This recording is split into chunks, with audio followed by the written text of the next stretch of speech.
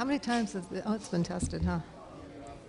Hello and good evening. Welcome to our Wednesday, October 26, 2011 Town Hall meeting for Los Angeles. First time here at the USC campus. I know there's only a handful of us here, but we're going to go ahead and actually just spend some time getting to know each other a little bit. The actual presentations will probably start at about 7:10, 7:15. So for those of you who may have managed to get into the parking structure without paying the parking attendant, some of us did. It was very easy to do. You just turned and went in. Assuming we would park afterwards, if they find your vehicle, it's between $80 to $150 fine.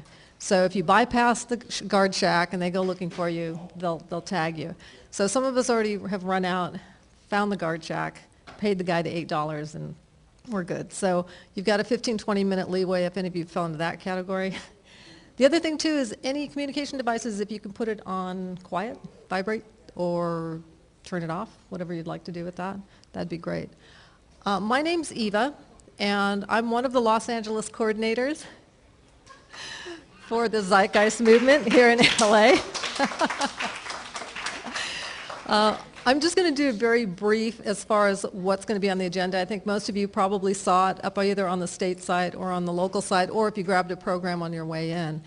We're going to have Jason Lord, who's the state coordinator for California, doing a presentation, very specific on some of the technology information. And then also Mr. Peter Joseph, and he will be doing a broader stroke view of the movement and what's going on in the world today. In the meantime, we're going to take a few minutes.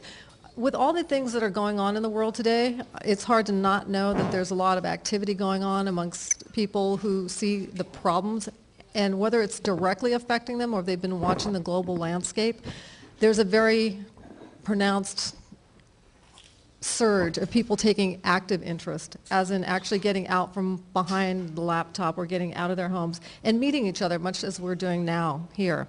So what I want to do is first introduce one of the other Los Angeles coordinators. He's welcome to talk about whatever he'd like to, but also we've had a couple of travelers, people that have been able to experience a little bit more what's going on across the U.S. and their personal experiences regarding some of the activities that are going with activism and what's going on in the world today. So first, let me introduce Brandon Christie.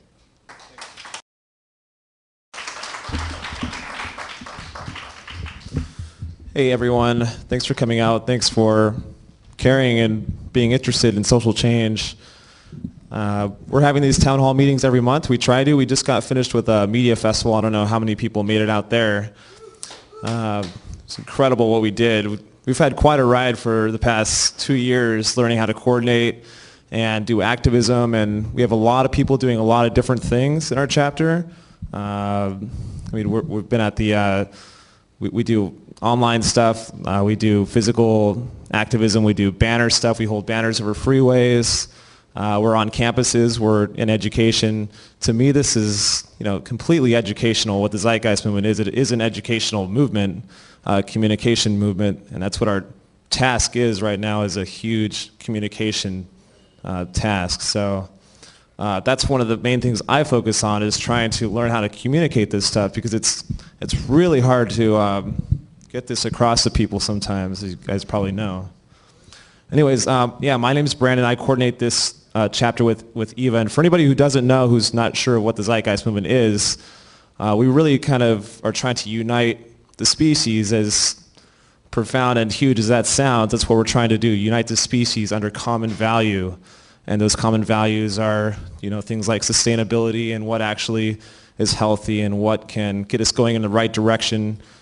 Human progress is never an easy thing. It takes people coming together under a common value set. And there's so many different causes and opinions and groups out there and movements and groups and things going on. It's hard to really kind of focus in on one area where we can all move together ahead in unity. So that's we put everything together. The Zeitgeist movement is just really one big, it just puts everything together, and that's really why I advocate it all the time. I don't really know of anything else that has everything together in one piece. So call it what you will. As far as what we're trying to do with the chapter, we're trying to engage people engage people's values and get them to get the culture to accept sustainability and doing the right thing, contribute social contribution, make these things big parts of the culture, because right now it's kind of absent and people are distracted and it's kind of confusing out there. So I guess I can bring on some other people so they can talk about what they're doing. Who should we bring on, Eva? Just briefly, to talk about doing the right thing. This is something for those of you who picked up the program on the way in. This is a quote. Cowardice asks the question, is it safe? Expediency asks the question, is it politic? Vanity asks the question, is it popular? But conscience asks the question, is it right? And there comes a time when one must take a position that is neither safe nor politic nor popular, but one must take it because it is right. And that's a quote from Dr. Martin Luther King Jr.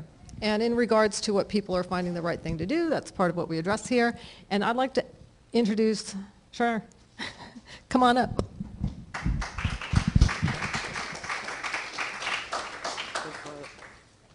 Thank you. Hello, everyone. My name's Charlene, and I'm an event coordinator for the Zeitgeist Movement. And I've also been on a little bit of an informal Occupy tour related to work. I was at Occupy LA for the kickoff, and then up to Santa Barbara for the kickoff of Occupy Santa Barbara, and then over to Santa Fe, New Mexico for the kickoff of theirs. Thank you. Thanks a lot. And it's interesting to see what's happening. What I've noticed that's the same in all of them is a full range of people, every type of people. And it seems like there's such a craving for community. And people are coming together and everyone's asking, well, what do they stand for? Because it's really easy to see what everyone's against. In fact, that's probably how it was easy to unify. It doesn't take much effort to see what's wrong in the world. And so you see all the signs for all the different issues. What we in the Zeitgeist Movement are advocating at the Occupy movements and just generally speaking is a redesign of our culture and the way we set up society. And a lot of the angles at the Occupy movement tie into this when they talk about the monetary system, the greed, and the way it's so unjust in our society. And you'll hear a couple of presentations after me from Jason and Peter describing what's called a resource-based economic model. And that is where we take care of each other and animals, the earth, and all living things, which is the most loving and humanitarian thing you can do. So we're just trying to insert that into the conversation at these Occupies to show the alternative. After you protest what you're against, what are you for? And that's what we've been advocating. I want to share with you, there was a statement released today from Cairo in solidarity with the Occupy movement. And one thing that they said I thought was really interesting is, we're not protesting. Who is there to protest to? What could we ask them for that they could grant?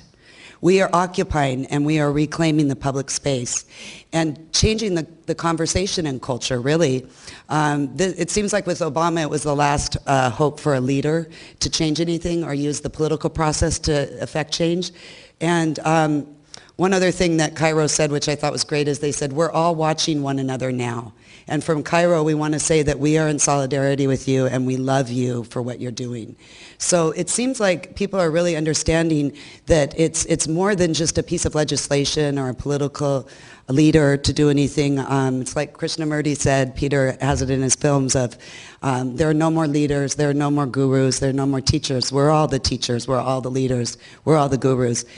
One other thing, I read a quote, Marianne Williamson, a lecturer and author, spoke at Occupy LA twice, and she brought up a really good point that Dr. Martin Luther King said, is that when the desegregation of the American South was the political goal of the civil rights movement, but the deeper goal was the establishment of the beloved community.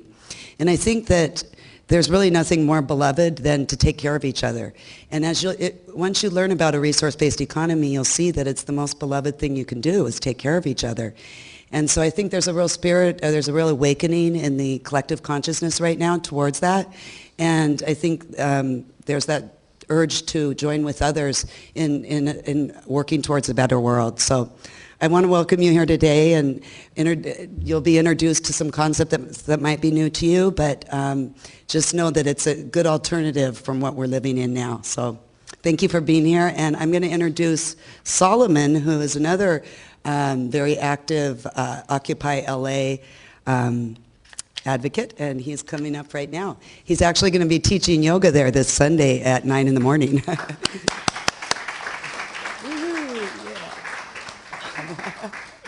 Hey, how's everyone doing? Awesome. Well, thank you for letting us know. We'll get on top of it as soon as possible. Thank you for showing up. That means a lot, you guys. This is the hardest part, is coming and showing and being a part of this.